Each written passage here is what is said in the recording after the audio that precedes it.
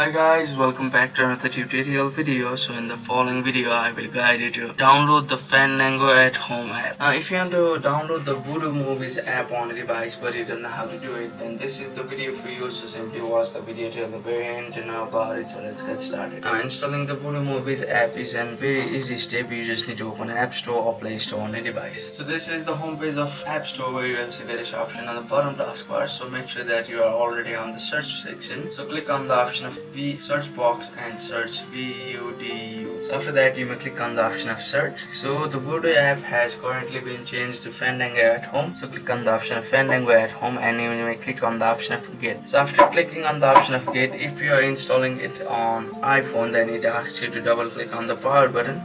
But if you have enabled the Face ID, then it will automatically download on the device. So as you can see, the download process has already started and already been completed on my device. So you may simply download it like this. That's it. Thank you for watching the video. Please don't forget to like the video and subscribe to our channel. Thank you.